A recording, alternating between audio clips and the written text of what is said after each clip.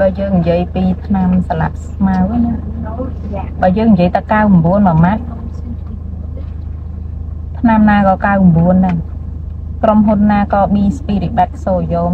40% ដែរប៉ុន្តែសំខាន់តើវាបានអាធាតុសកម្ម B Spirit Back Sodium នឹងបានកម្រិត 40% មែនអត់ហើយបងប្អូនខ្លះគាត់ហៅតែ99ពួកបាកាពួកសេកពួកអីផ្សេង99ដូចគ្នា B Spirit Back Sodium 40% 99ដូចគ្នាប៉ុន្តែតម្លៃម៉ែតម្លៃតែ17000 ហើយដល់ពេលសេះសមុទ្រ3ដែលយើងស្គាល់ថាក្រុមហ៊ុនសេះសមុទ្រ3ហ្នឹងពួក UT ឬក៏ពួក UT ហ្នឹងណាតប20000រៀលបានលក់កើតតបនខ្លះដល់22000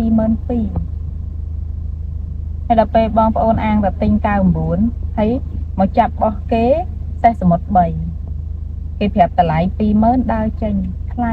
ទិញស្រុកខ្ញុំតែ18000ហើយដល់ពេលបង្ហាញរូបមកក្រុមហ៊ុនផ្សេងបងប្អូនត្រូវដឹងថាក្រុមហ៊ុនដែលនាំចូលថ្នាំគីមីកសិកម្មចូលមកក្នុងស្រុកខ្មែរមិន100ក្រុមហ៊ុនទេណាសឹងតែចូល1000ក្រុមហ៊ុនហ្នឹង1000មុខផងប៉ុន្តែសម្រាប់ខ្ញុំជាដេប៉ូជាអ្នកប្រើជាអ្នកធ្លាប់ធ្វើការនៅផ្នែកហ្នឹងណាក្រុមហ៊ុនធំដែលយើងទទួលស្គាល់កសិករទទួលស្គាល់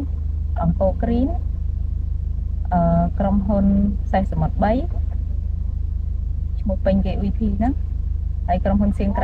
ហៃអាក្រូវីថេកដែលយើងស្គាល់សេះក្រហមនិយាយទៅមានតែប្រហែលក្រុមហ៊ុនទេ4-5ក្រុមហ៊ុនដែលវាធំដូចឈ្មោះពីរសសុខសាយហើយធាតុសកម្មអីហ្នឹងគឺគ្រប់មើលអង្គរគ្រីនសេះក្រហមសេះសមុទ្រ3គោខ្មែរចេនឡាហើយមានក្រុមហ៊ុនច្រើនទៀតមាន Forward ដែលយើងស្គាល់តងជ័យមានស្ដេចដំរីខៀវអាហ្នឹងសុទ្ធតែជាក្រុមហ៊ុនល្បីដែលឆ្នាំរបស់គាត់ចេញមកគឺតម្លៃមួយប្រសិទ្ធភាពគឺដើរអន្ទឹមគ្នាតែបើក្រុមហ៊ុនផ្សេងទៀតខ្ញុំអត់ហ៊ាននិយាយទេព្រោះក្រុមហ៊ុនខ្លះខ្ញុំបានពិសោធន៍មើលតេស្តមើលអីដែរប៉ុន្តែវានៅមានកម្រិតតែគាត់ថាជំរាបទៅថាក្រុមហ៊ុនដែលគួរឲ្យទុកចិត្តមានប្រហែលជា10ក្រុមហ៊ុនដូចជាមួយទៀតអីគេលេខឈ្មោះបាត់ទៅហើយពួកចិនខីឬពួកអីអានឹងក្រុមហ៊ុនពេញឈ្មោះអីខ្ញុំរកនឹកអត់ឃើញយកផ្លេចប៉ុន្តែស្គាល់ពួកចិនប៉ាងណាចឹងបងប្អូនណាដឹងជួយខមមិនក្នុងនេះផងចូលរួមគ្នាម្នាក់តិច